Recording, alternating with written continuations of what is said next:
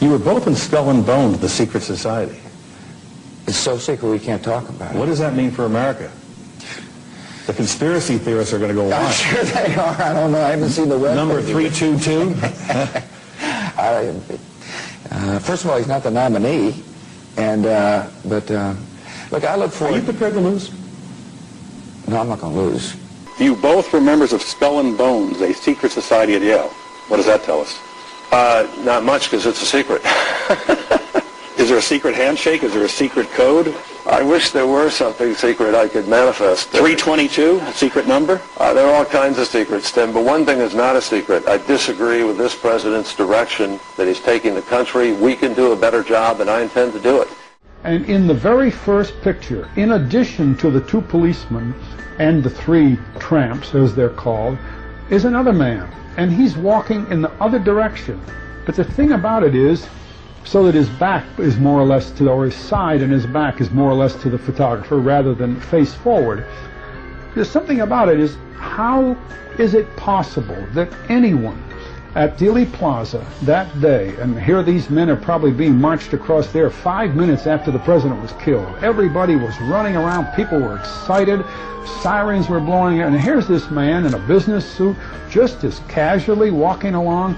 He doesn't even turn, he's not looking at anybody, just walking past, and he happens to be standing by these men as they're being marched. The least he would be doing is looking at these prisoners or looking at the policemen. You know, anybody would, especially at that time. This man's looking at nobody.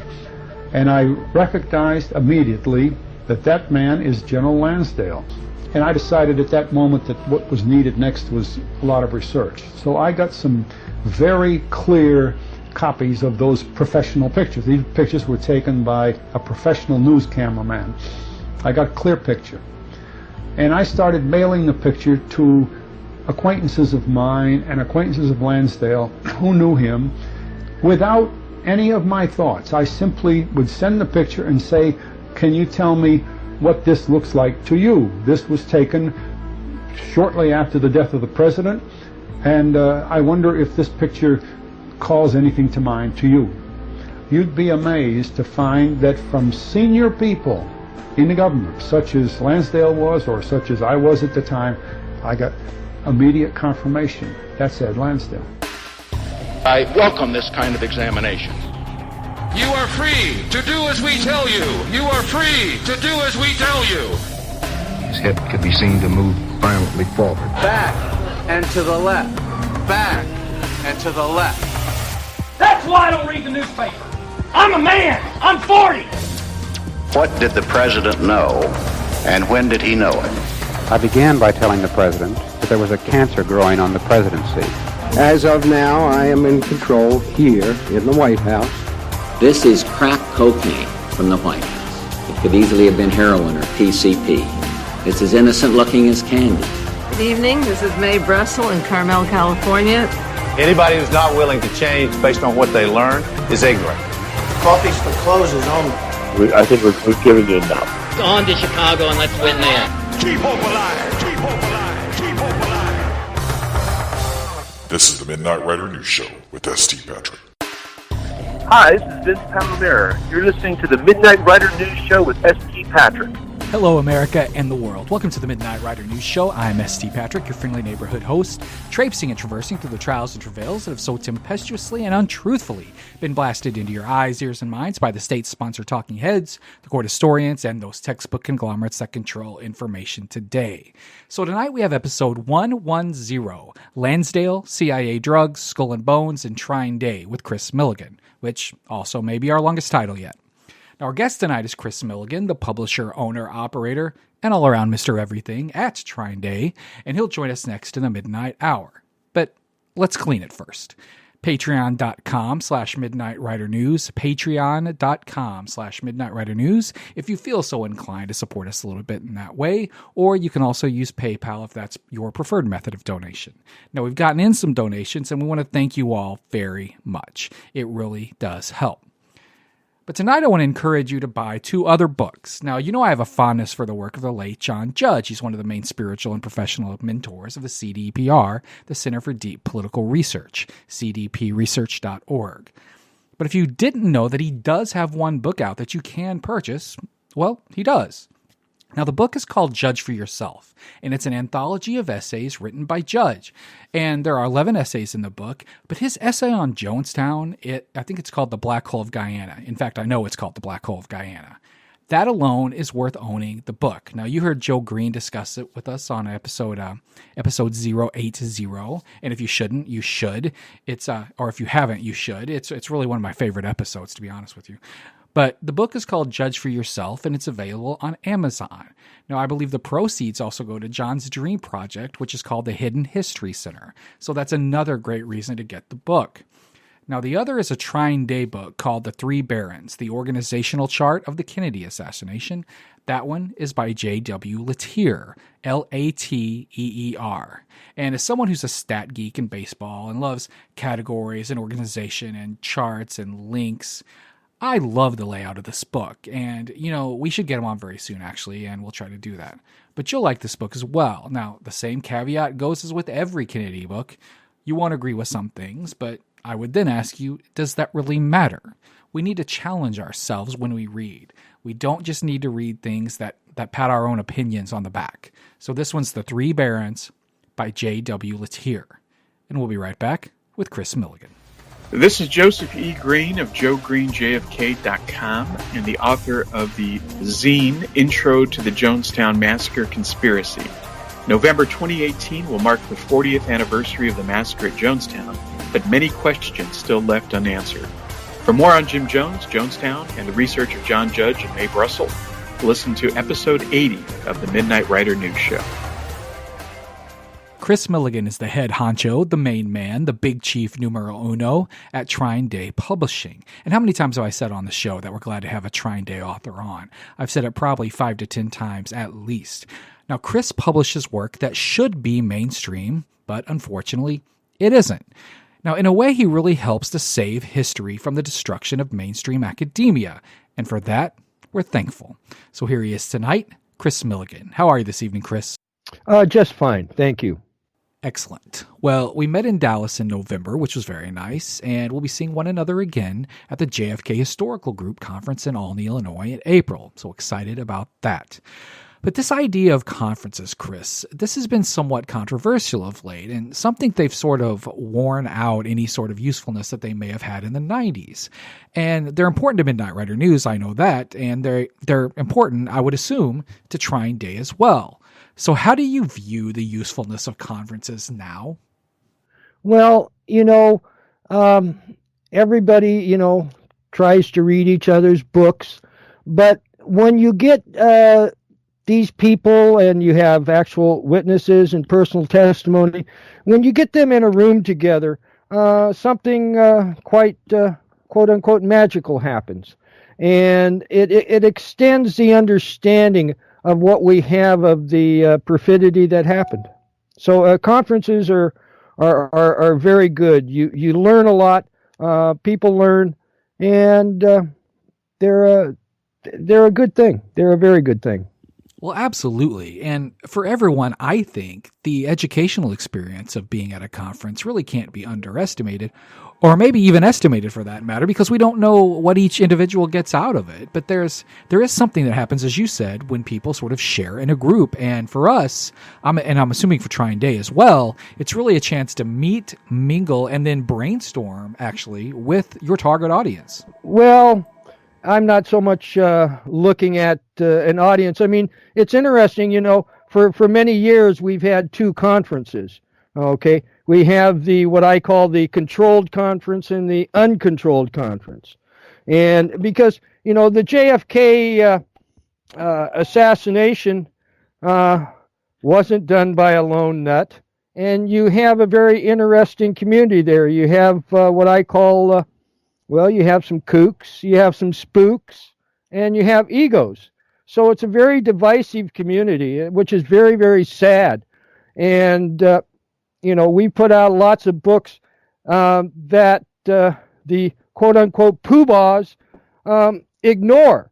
And we've been ignoring that at our peril because they have not allowed a lot of personal testimony to be brought to bear, and it's really sad.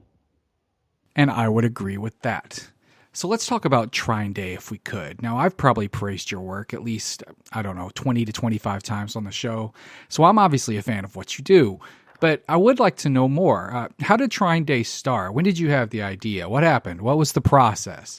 What is really the story of TrineDay? Well, it's a long story, like many of mine are. Because of my daddy, I started looking into secret societies and CIA drugs. And I started to write about Skull and Bones. And I was sending off magazine articles and proposals for books. And I sent off quite a few. I received very few responses, but one of the written responses I received was from Feral House. And in the response, he said that he didn't think he was, ready to take on Skull and Bones, which I thought was quite amazing because Feral House was doing all kinds of books about covert activities and Satanists and all kinds of crazy stuff. And so that started me thinking, well, gosh, maybe I'll have to do it myself. And then I was running an email list on the internet called CIA Drugs. And we had quite a few people on there. One of the persons was Daniel Hopsicker. And he was decrying that he had a book with an agent in New York for 2 years and nobody was going to publish it. And after hearing that a couple of times, I says, well, Daniel, I've got a computer on my desk. They tell me I can make a book. And I said, come on out and we'll make a book. And then I'd become friends with Professor Anthony Sutton over my writings on Skull and Bones, and he informed me that his book was going out of print. It was being printed by a mom-and-pop book print shop up in Montana, and they were retiring. And I said, Anthony, that can't happen. It's never been in libraries. It's never been in hardcover. And I talked to Daniel about it. He just wanted to do Burying the Boys. So I went out and borrowed $5,000 and started a publishing company. Little did I know what I was doing. Well, that's interesting because you really do an excellent job there. And you may be a small staff, but you do big, important work. So today, years later, what are still the challenges and what are some of the rewards of running TrineDay? The rewards are debt. I'm sure it is. And the challenges are, getting the stories heard. Unless you write a book on the JFK assassination that says Lee did it, you don't get, on the mainstream news. And so the big challenge is, making the books, getting the books made, and then getting the story out there. We're lucky we have the internet and the personal computer because those tools do allow me to be a publisher. Without those, I couldn't be a publisher. So what kind of interesting things does TrineDay have in store for us in 2019? Well, we have one book I'm very excited about coming is called Bearing the Lead by Professor Mal Hyman, the JFK and assassination and the media. It's just almost encyclopedic its coverage and does a very good job. We got a very good blurb from Mr. D. Eugenio, which I was very happy to get. Then we have John Barber's autobiography coming out. Your Mother's Not a Virgin. I mean, which is true, and I mean he's the only guy to get 5 Emmys. Okay, and it's not like he just came to us directly. He didn't. He went out and he had other people looking at it. Nobody else was going to publish it. Okay, and that's what I find just amazing is that we are publishing these books. I mean, and almost all of our books have been tried to get published in other places and were turned down. And I mean that we had to publish James Tagg's book. the guy who caused them to come up with the whole magic bullet. It is amazing and shows the state of our institutions. Yeah. Well, we definitely have to talk about one of your 2018 releases, The Inheritance by Christopher Fulton. Now, I would guess that the two most talked about items at this year's JFK conferences in Dallas were 1, Zapruder film alteration, and 2, The Inheritance. Now, I've read a few reviews of it, very positive so far, especially the review done by Phil Nelson, who's been a guest here multiple times. But, of course, as you know, there will always and eventually be detractors in this field. Always. It's a truth. And Kris, what I'd like to hear from you is, I would like to hear the story of how The Inheritance, as a book, how this project came to you. But more importantly, I'd like to hear how you vetted the work yourself. Well, I first heard about it from Robert Groden. He had called me and told me he had given my phone number to somebody who had called him and asked for a picture out of the movie JFK. And then I got a call, and I didn't quite understand it. This guy was talking about being in jail and stuff, and he had evidence, and it didn't make a lot of sense to me, and I gave him a flip remark about it wouldn't get noticed if it didn't say Lee did it, and I told him about what we did, and I told him, I says, the internet has changed things, and I tell this to a lot of authors. You can self-publish now. And then I told him, the other publishers, told him about Skyhorse and Feral House and whatnot. And then I just kind of forgot about it. And then quite a few years later, I get a call from a guy in L.A., and he tells me about this book. Kris had gotten himself an agent, and they had been trying to sell it. They'd actually sold it to a publisher in Britain, and if their sister publisher in New York would publish it, then they would do it. And he'd had it at a couple other people, but nobody would publish it. And so I asked him to send it to me, and I read it. And that's a big problem. A lot of people the books go unread. And so I read it, and I says, and it confirmed what I understood to be a lot of the dynamics. It added lots of things that were very much hidden. I called up several people that were mentioned in the book. Most of them, all of them didn't want to talk to me, but then they confirmed their part in the tale. And I talked with Kris quite a bit. And, he had, when he first talked to somebody, they said, write it as a story. And then, because also Kris, he'd looked at a couple, he really wasn't a JFK buff in that assassination buff where he'd read all the books and looked at them, but he looked at some of them and he thought they were very dry, and he wanted to do something that would reach a younger audience, and also because of the dynamics of his story, to tell the whole tale, he had to supply more of the story. Okay? And, I thought about it and looked at it and read it again and says, let's do it. And because I concurred with him. And then, he also, he went through a lot.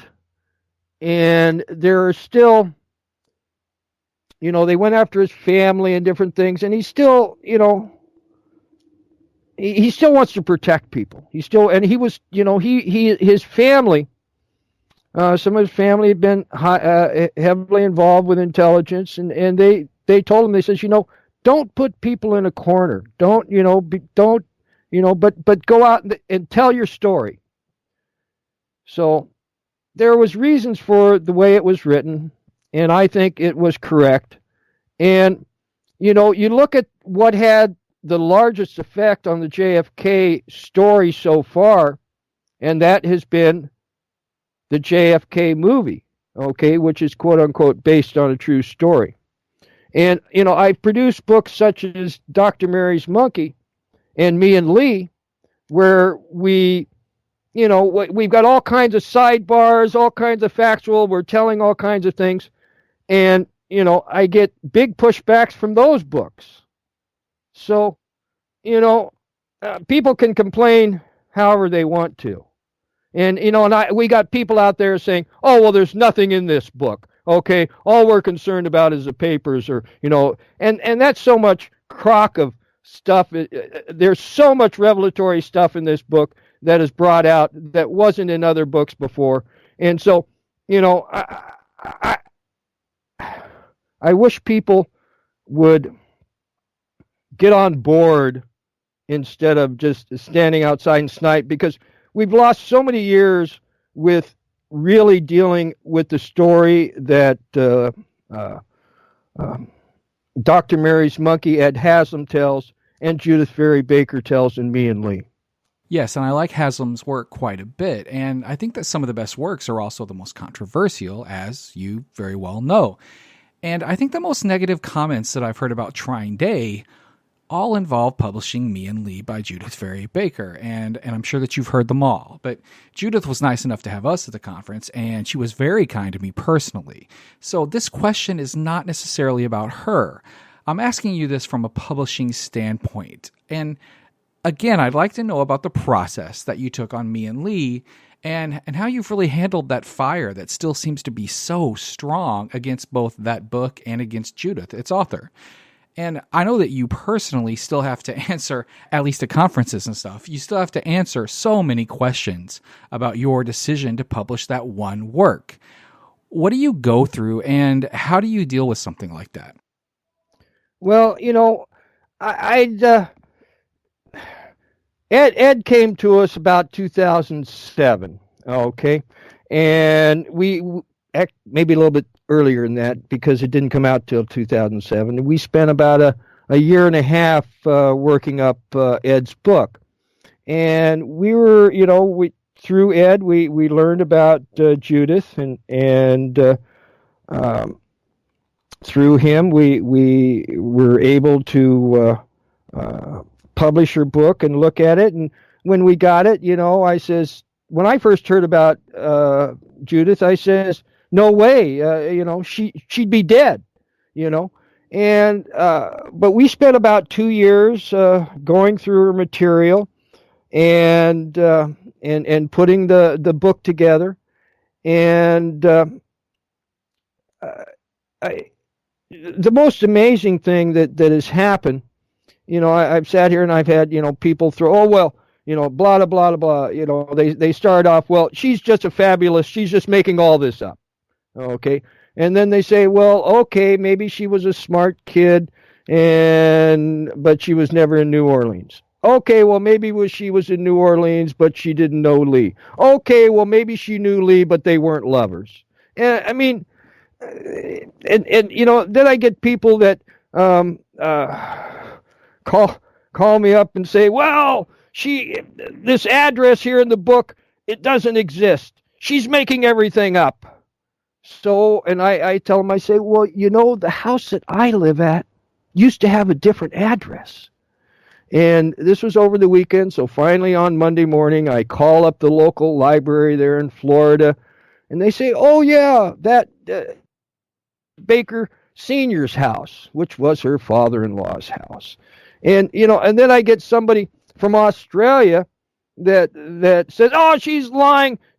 She got all of the ephemera, because, Judyth, she knew something was going on, so she saved all kinds of ephemera, tickets and for her bus and different things. And somebody said, oh, well, she got all that off of eBay.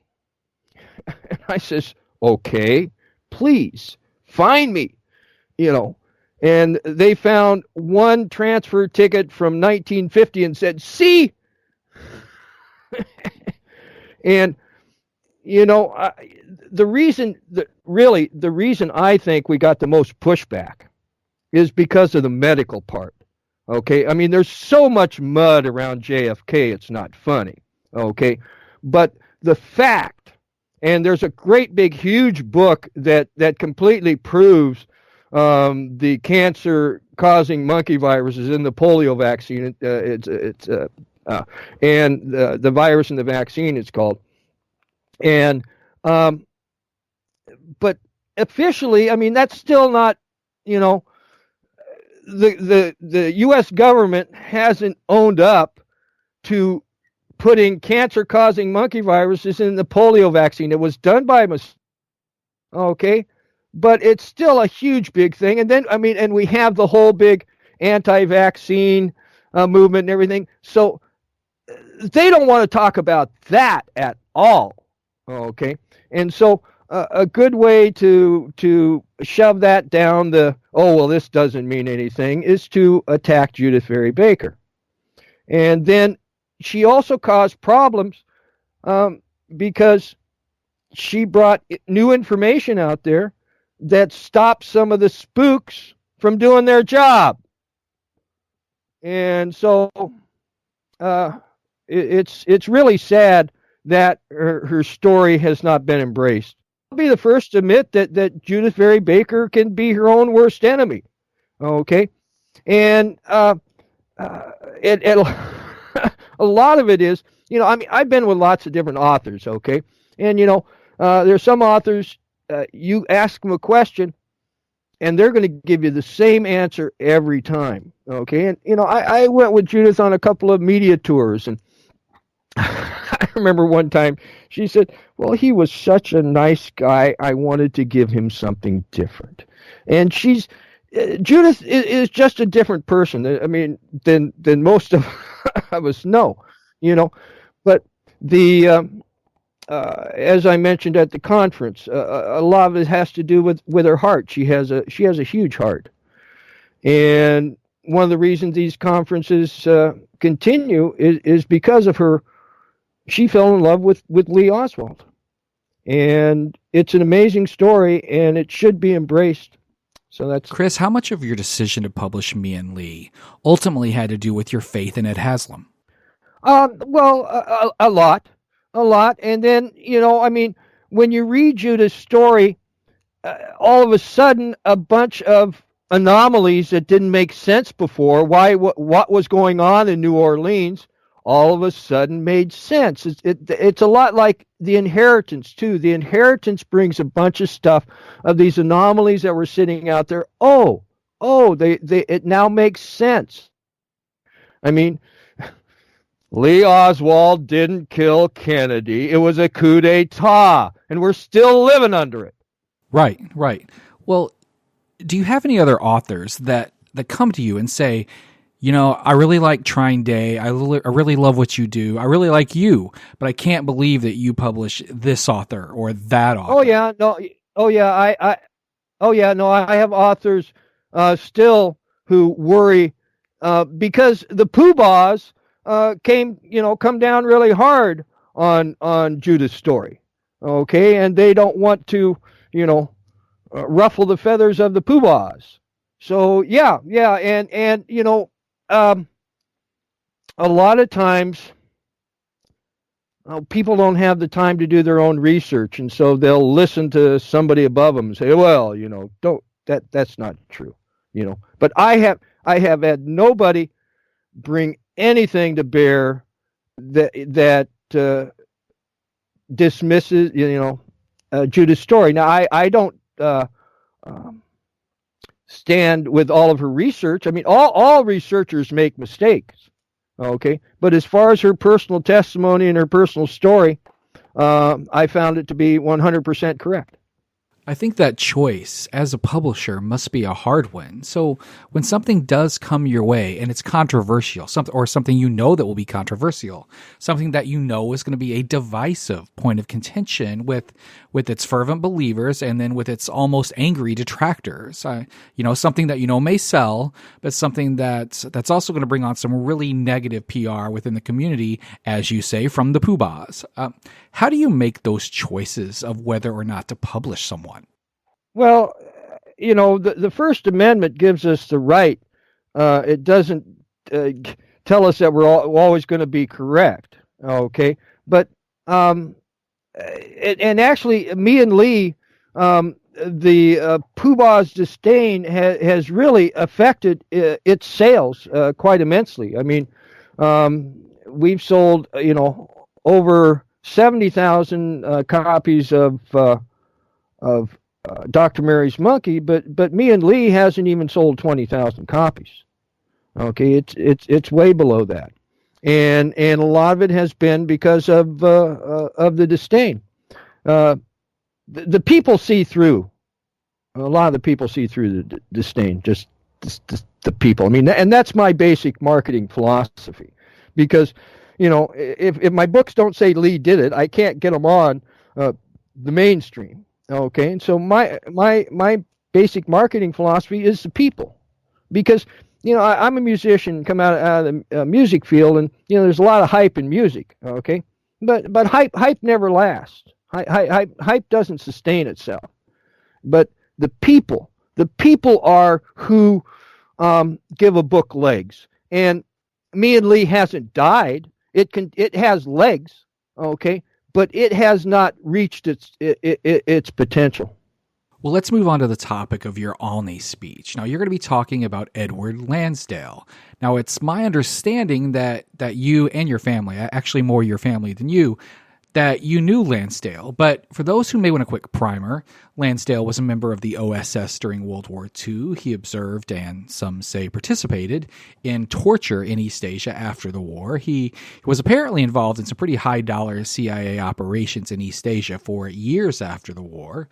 He was a project leader on Operation Mongoose, though he didn't necessarily believe that the Bay of Pigs would work. He had issues with Max Taylor over Vietnam. He argued against the overthrow of Diem, and so much more. That really just scratches the surface. I'll leave the rest to you, actually. But who was Edward Landsdale really, and why was he important, especially to the JFK assassination and the Kennedy years? Well, I did. If I met him directly, I was very young. I basically know him through my father. My father got involved in intelligence at the age of 18 as an exchange student to China. He started working with the State Department then. This was in the 30s. After he graduated from college, he was supposed to go to school in 1939 in Switzerland. That didn't happen. There was a war going on. He got as far as Washington, D.C., and was soon in the basement of the Library of Congress working for COI, which was Donovan's first organization. They gave him the Philippines and said, here, you become an expert on the Philippines. He had the Philippines desk. And then he went on from COI to OSS. He was at the beginning of OSS. And then while he was in OSS, he got drafted. And the OSS said, fine, we're going to put you into G2. And we're going to put you on MacArthur's staff because we do not trust MacArthur and Willoughby. And so my dad was there, and, well, trying to make a long story short, he went into Manila with the guerrillas and helped them set up their diplomatic mission and their government, and he sequestered the Japanese puppet government's library and papers, and he got sued by the Japanese government for that and got given the Legion of Merit by the American government. By the time MacArthur finally got to Manila, they had put a bunch of the Philippine collaborators in jail. MacArthur had been raised in the Philippines, and these guys were his childhood friends, and he didn't like that, and he said, get rid of my dad. So they moved my dad to be head of research and analysis for the invasion of Japan, and they had to get somebody to replace my dad that was in both OSS and G2, and that was Edward Landsdale. And my dad had already been working with him in psychological warfare. And then less than 2 weeks after Landsdale got to the Philippines, he ran across the gold. And that's a big other story. There's a book called Gold Warriors by Sterling Seagrave. Lansdale is a big part of it. I strongly recommend people reading it. But it gave Lansdale a position in the shadow government, you might say. Again, I don't use the term deep state. I use more the secret societal system, because that's my father then went on to CIA, was branch chief, head of all of East Asia Analysis Office. I was born in D.C., raised in Fairfax, and we have guest books that were at my family's house that Lansdale signed twice. He was over there. And then my dad went covert in the early, about 51, because they needed to send him they wanted to send somebody to Sukarno. And my dad was he was out from the West Coast and a liberal guy, and so they sent him to go talk to Sukarno. And I went with him too as a CIA front when I was 1.5, 3 years old. And then he came back to the United States and just did a bunch of odd jobs. And he told me later on that he was, a lot of the time he was writing what he called the president's newspaper. And one of the people, he was, was now known as President's Daily Briefing. And then in 1956, we were told my dad was going to go write a book. He was going to go to the Far East and write a book about the church in Southeast Asia, which he never wrote. And when he got back from there, things really changed. We'd been living in this farm, 10-acre farm outside Fairfax. All of a sudden, that was up for sale. We were moving to Rochester, New York. That didn't happen. The farm was sold. We moved to another house in Fairfax. And then my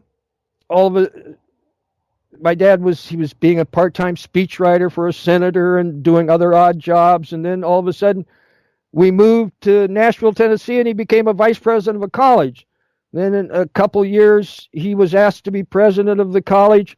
He said no and moved the whole family out to Oregon. And I found out later, after he died, that this trip in 56, he was meeting Lansdale. And I'm talking to my mother after my dad died, because I'm researching CIA drugs, and I'm trying to find out about Chiang Mai, Thailand. So I see this trip that my dad had made in 56. I'm going through his papers after he died, and I can talk to my mom. And so next time I see my mom, I say, "Hey, Mom, how big was Chiang Mai, Thailand when you were there in 56? And she says, "Well, it wasn't very big. The biggest thing in town was a church. I've got pictures of them." So she's sitting down on the couch, and right next to her is her bookcase. And I'm reaching up and grabbing her picture book, and I find the picture of the church, and I'm looking at it, and she says, "And that's when I stopped believing everything I read in the newspapers." And my mother was a very good CIA wife. I'd ask her questions all the time, and she'd say, "I don't know anything." And so I says, "Well, Mom, what do you mean?" And she says, "Well, when we were we'd been in Toi Ninh, Vietnam, and we went from there to Bangkok and then Chiang Mai. And the big story in the papers in Bangkok and Chiang Mai was about how there was this big battle in Vietnam right where we had been." And she said, there was no battle. They were having a picnic. And so I turned the picture book back, and there's some pictures of Lansdale, and there's some pictures of my dad, and then there's this beautiful picture of my mother. And I mean, I ended up showing it to my siblings, and it ended up being one of her main pictures in her memorial. And you can see Lansdale sitting down there. He has a plate, and they're having a picnic. There's these guys walking around with camos and ranger hats. And my mother says from the outside by the picture, it says Eudora out from Saigon with Colonel Landsdale and North Vietnamese military leaders. Okay, so, why do people have a picnic and tell you they had a battle? Okay, because they want the people in the cities, well, who you for? Who you for? You got to harden the sides and then have a war. Because, see, this was right after Landsdale had taken over the Golden Triangle from the French intelligence services. And a big point in my life was the day before my 20th birthday. And my dad had told me earlier, he says, they're out to opiate your whole generation. And then the day before my 20th birthday, he took me in a room with a professor from Vanderbilt, Dr. D.F. Fleming. And he looked at me and he says, the Vietnam War is about drugs. There's these secret societies behind it. And I'm thinking, okay, Dad's talking about the mafia. I mean, it's the only secret society I could think of in drugs. And then my dad says, and communism is all a sham. These same secret societies are behind it all. It's all a big game. I think my dad's nuts. Okay? I've been stuffed under the desk. The Ruskies were going to bomb us. It didn't make any sense to me. And then they start. This little light bulb comes in my head, and I'm thinking, oh, my dad's having the drug talk with me because I got long hair. I'm smoking some pot, and he hadn't had the other one. I was married and had a 6-month-old kid, so I said, okay.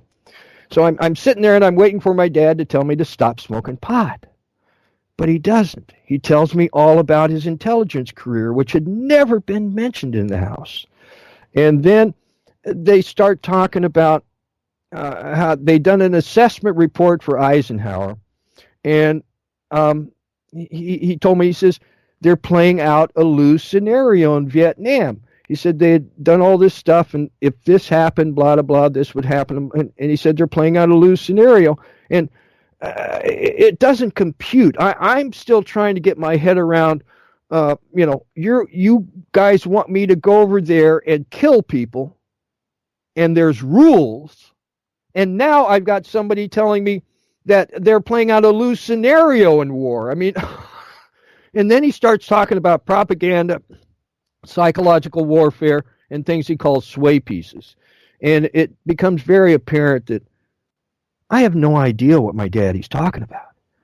And so like I said, I'm 20 years, day before my 20th birthday, I've started a record store. I'm putting on rock and roll dances, Youngbloods, Grateful Dead, John Mayall. I'm having a good time. So I just kind of, my daddy told me that. I just kind of go on, and then a little later on, I'm reading a gallery magazine, and it's about the Kennedy assassination, and it has, some people talk about the mob, some people talk about the CIA, and then there was like a throwaway line, and some people talk about the involvement of secret society. And all of a sudden, that brought back the conversation that I'd had with my dad, and I really started to think about it and say, what did my daddy say? What did he mean? And so I started researching CIA drugs. So again, going back to that meeting, Landsdale in 1956, basically the Vietnam War was about taking boys and girls from the United States, Canada, Australia, New Zealand, and sending them to hell for 1 year.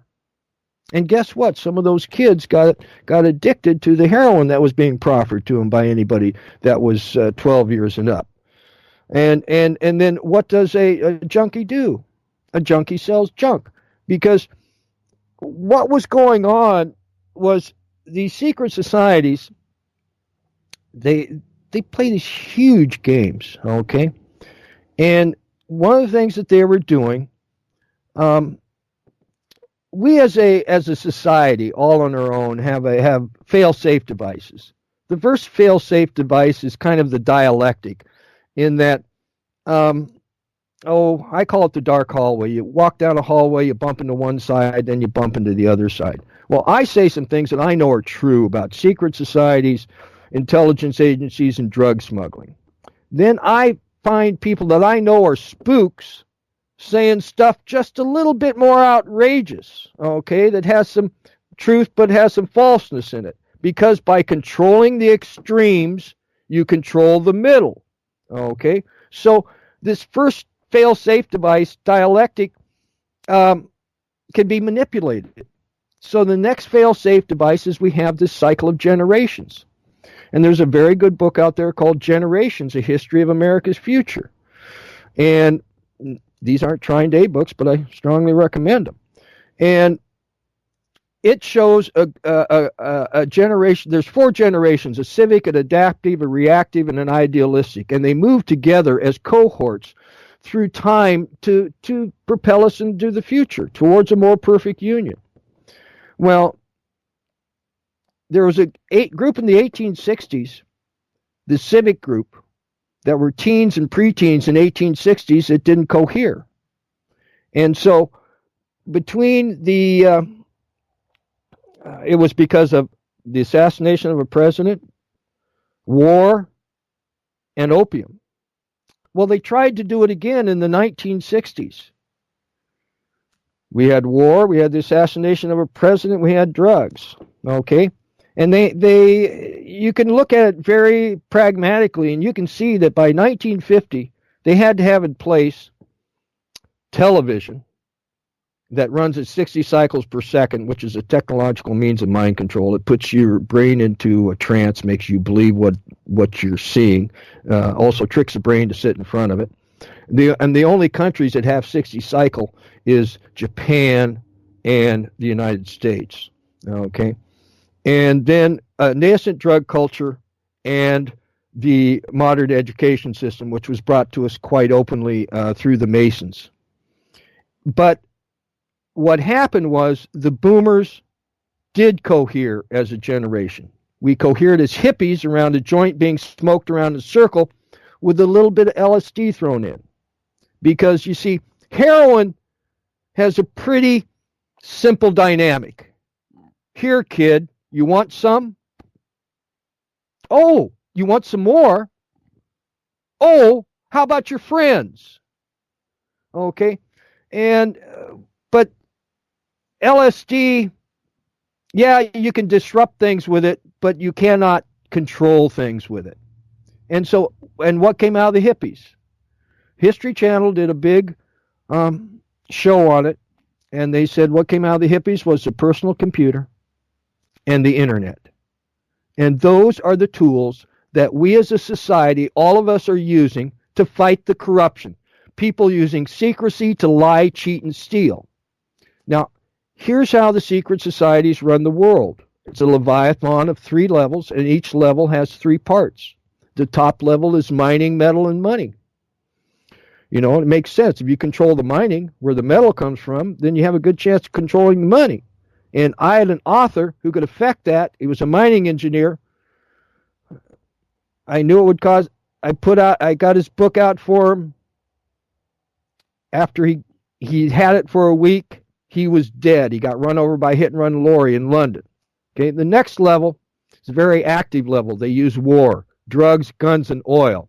Oil also represents the medical establishment, okay, pharmaceuticals. And then where this meets the road is media, movies/music, because they've got to control the culture or it'll bite them.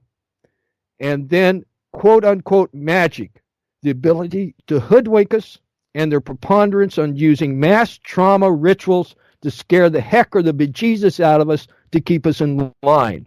And at its core, that is what the JFK assassination was. It was a mass trauma hit on the American people to continue the operation of the secret societies to destroy America. Because at its core, what is America? America is governance from the bottom up.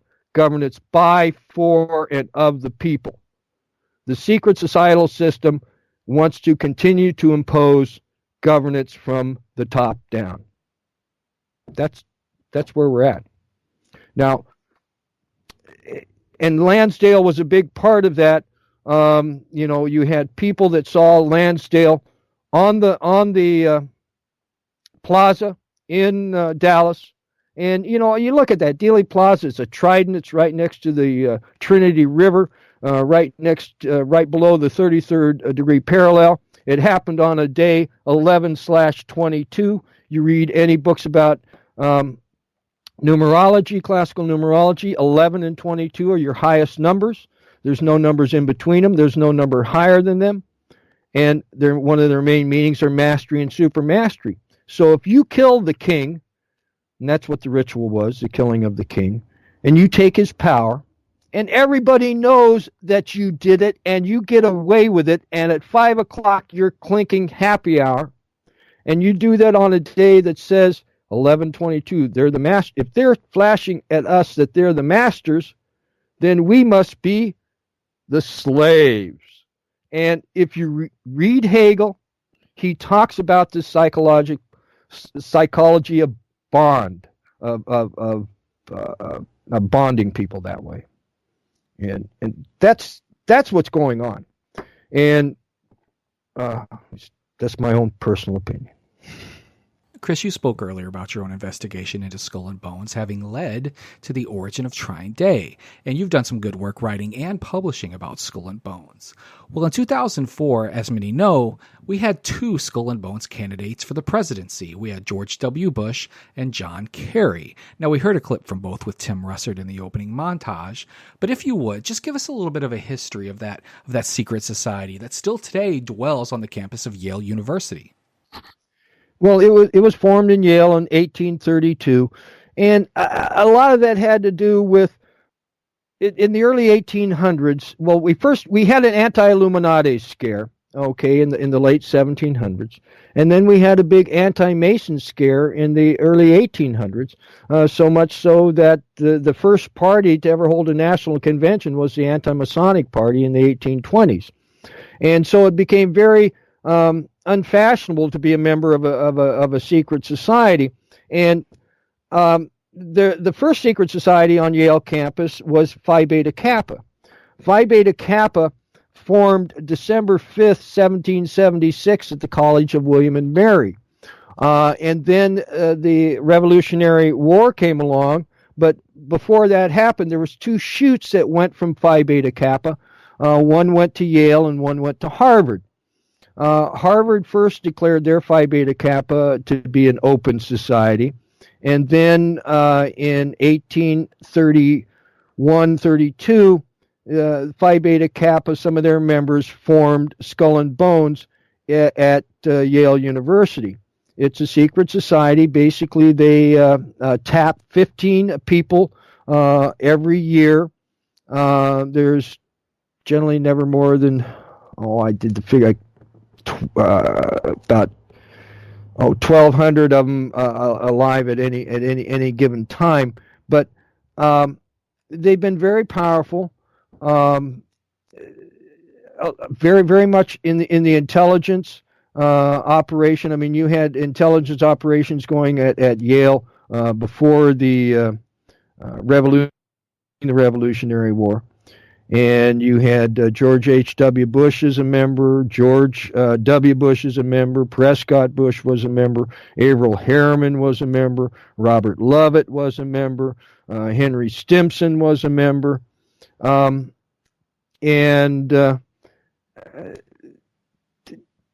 there are more what I call the deep state, because, there's a lot of people, they want to say, well, the Kennedy assassination was a CIA operation. Well, it wasn't a CIA operation, but parts of the CIA was used. It wasn't a secret service operation, but parts of the Secret Service were used. It wasn't an FBI operation, but parts of the FBI were used. And, as far as I'm concerned, your main conspirators, and it came out in a book, Defrauding America by Rodney Stick in 1992, from Trent Parker, who was Office of Naval Intelligence and CIA. They had been shadowing Hoover, and they got a conversation that had Hoover, LBJ, this was before the assassination, Allen Dulles, George H.W. Bush, and Nelson Rockefeller. And for my money, that's your crew, okay? And Hoover, from the secret societal level, Hoover and Johnson are so blackmailable, they're in your pocket. You can do whatever they will do whatever you want, okay? And then you have Dulles, who's a consigliere, and, sitting at the farm during the whole operation. And then you have George H.W. Bush. I mean, why did J. Edgar Hoover write a letter to George Bush of the CIA the day after the assassination? He was trying to cover his behind. And then you have Nelson Rockefeller. Nelson Rockefeller had been told that he was going to be president a long time ago. Okay, and if Squeaky Jane Fromm and Sarah Jane Moore would have been better shots, he would have been president. And they had just changed the laws because of Spiro Agnew, and he could have been president for almost 12 years. But that didn't happen. So what did happen then? Well, gee whiz, they got Jimmy Carter, had David Rockefeller pull up Jimmy Carter. They besmirched Jimmy Carter, and then they put in Ronald Reagan with George W. Bush as a very activist vice president. And if Ronnie didn't know what was going on, they shot him within the first 100 days.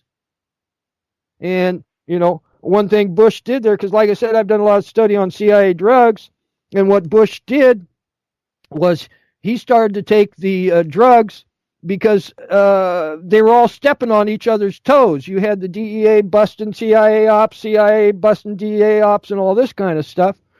And so they took all these separate drug trades and got them more under the aegis of officialdom, put most of them through NSA, and put them through Jackson Stevens there in Little Rock. I mean, here's another question for you.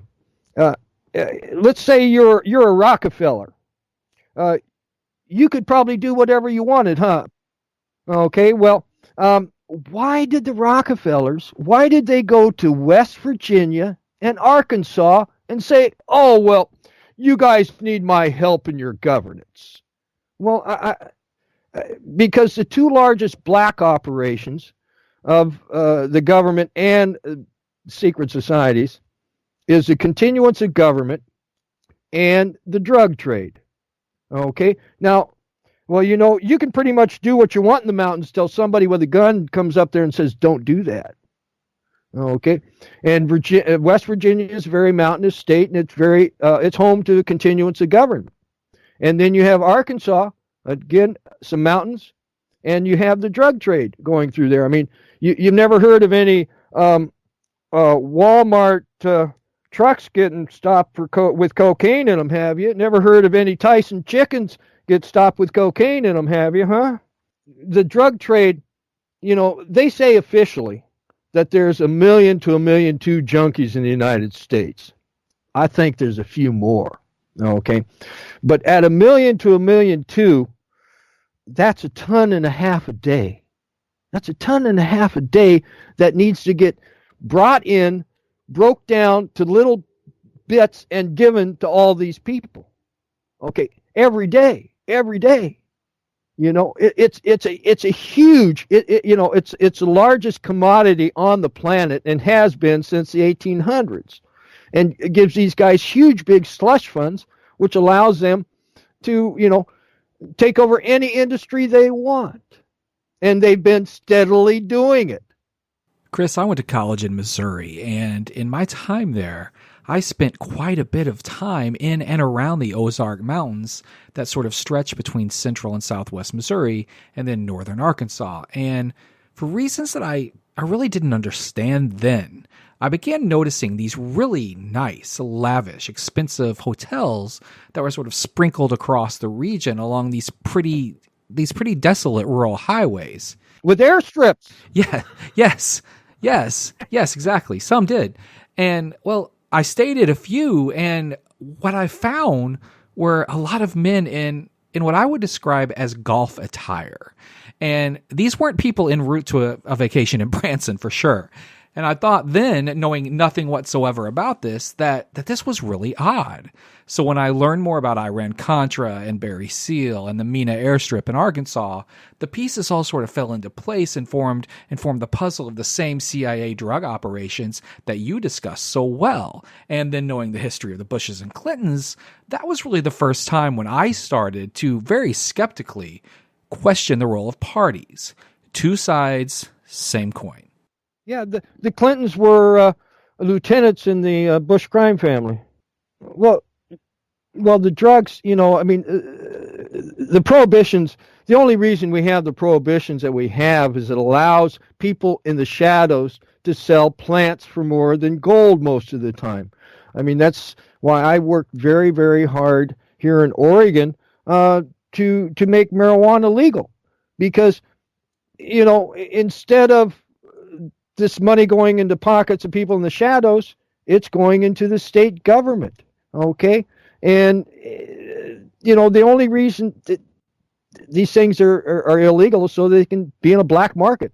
And we'd have a lot less problems. I mean, during Prohibition, we ended up with 12-year-old drunks because the guy behind the counter doesn't care how old you are, just if you can give him a nickel, Well, I've always said, Kris, that the moment that you make it more profitable to sell a bag of apples on a street corner than a bag of pot or a bag of cocaine, the war on drugs, at least the war on street drugs and the selling of drugs on the street, that ends shortly thereafter. Just make them legal. Well, yes, absolutely make them legal. Absolutely. I totally just agree make them legal. And, if people have a problem, then, it's a medical thing. And you end up with people not having as much problems when it's legal than when it's illegal because they're out of the system. They're it's insane. It's absolutely insane. Prohibitions don't work.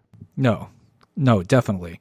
Prohibitions are failed experiments from a society that actually still thinks it can legislate curiosity. And I've never understood this idea that legalization will somehow be the building blocks for even more problems. I mean, we have alcohol, we have gambling, we have prescription drugs, all which are legal and all which are billion-dollar industries. We have a problem with TV and it's legal. Right. And television too. And speaking of television, prescription drug companies are the number one advertisers of the nightly news programs. And the media conglomerates that control those sure don't seem very concerned about that leading to an escalation of addictions.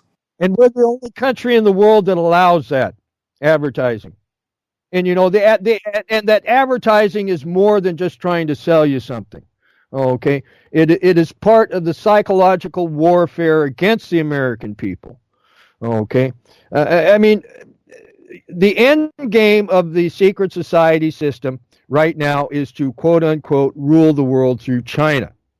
China stands up and says, "Ha, we're China.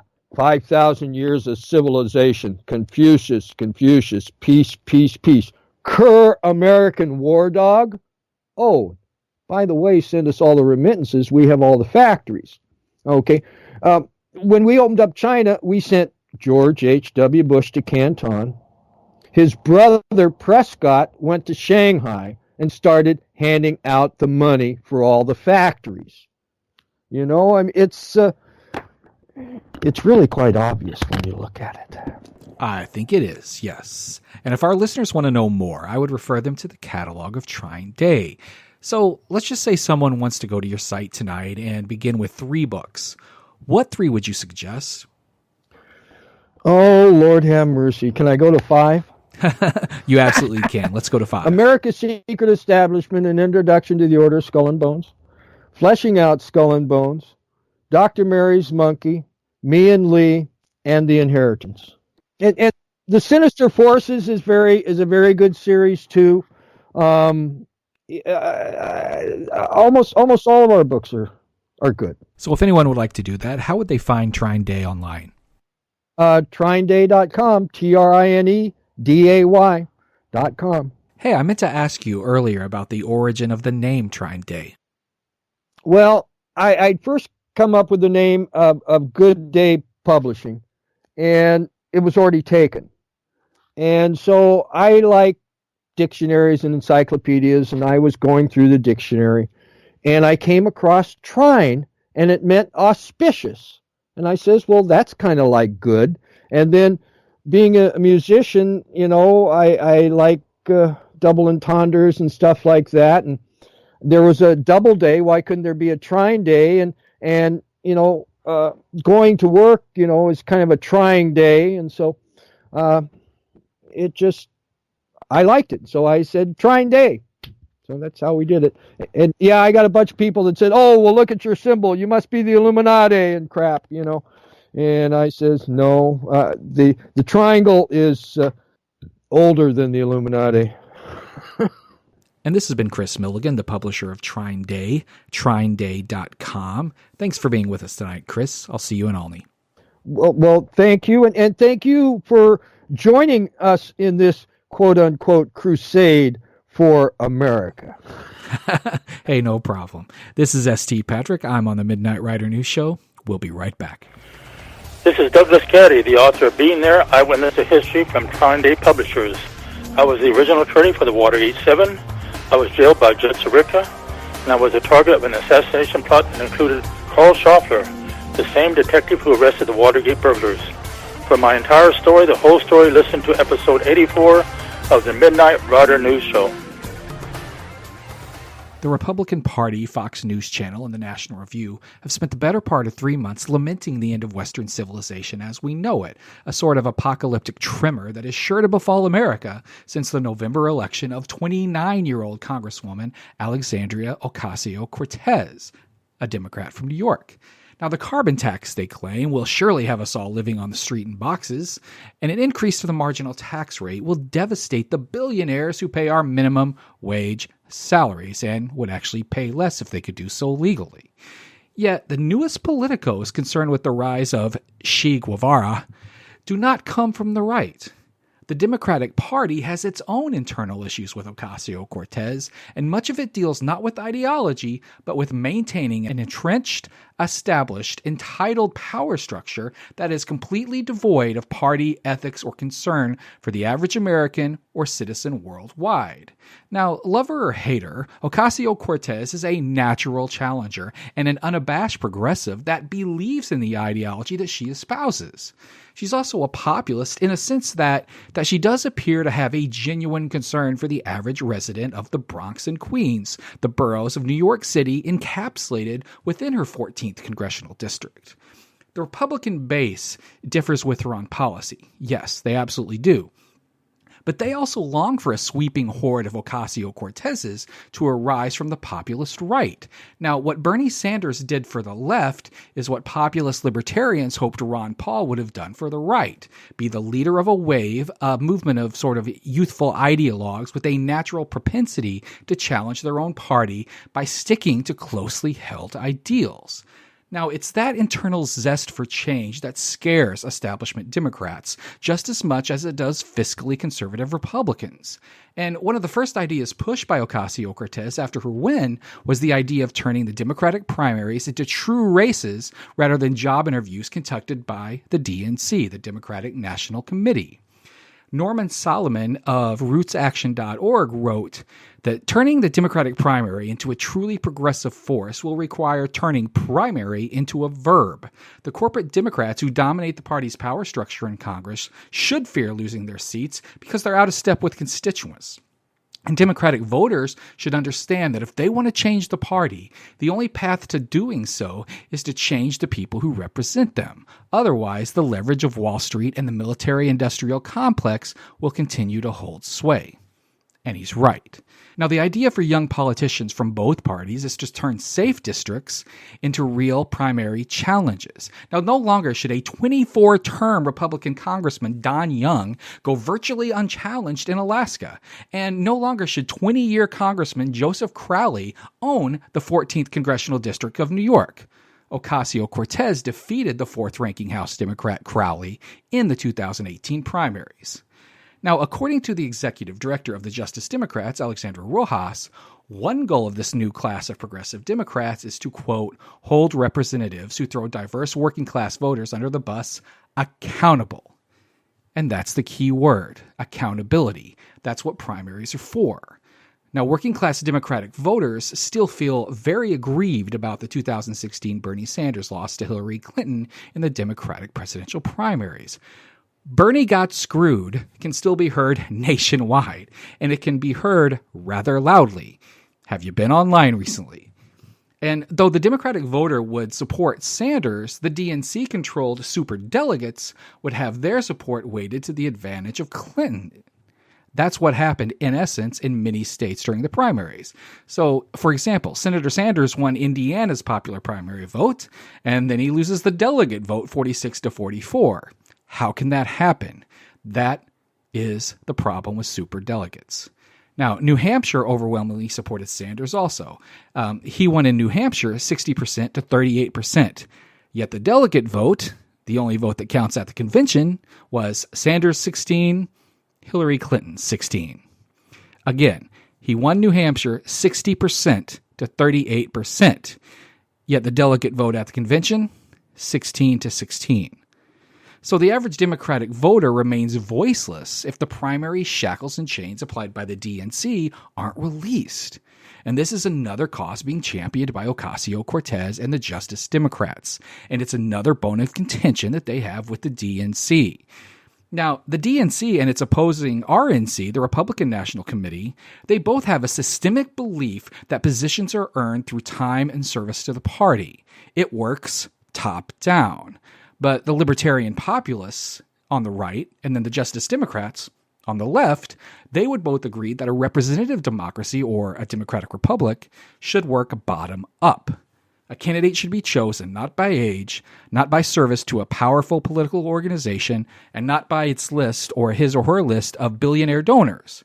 A candidate, they believe, should be chosen by the will of the people in support of someone who truly represents their values, beliefs, goals, and objectives. It's the tip of a groundswell and not a directive from on high. So the 2020 Democratic primaries will feature the kind of genuine progressive versus corporate Democrat that Ocasio-Cortez supports. Now, she'll likely be on site to speak in support of many of those progressives, I'm sure of that. And regardless of theology, this is vital in holding the status quo accountable, no matter what side you may think that you're on. The GOP could really take a lesson and do the same thing rather than ignoring it, as it did with Occupy Wall Street rallies, from whence this movement of the left and the Sanders campaign partially came. From the other side of the mountain, on the best side of midnight, I wish you peace.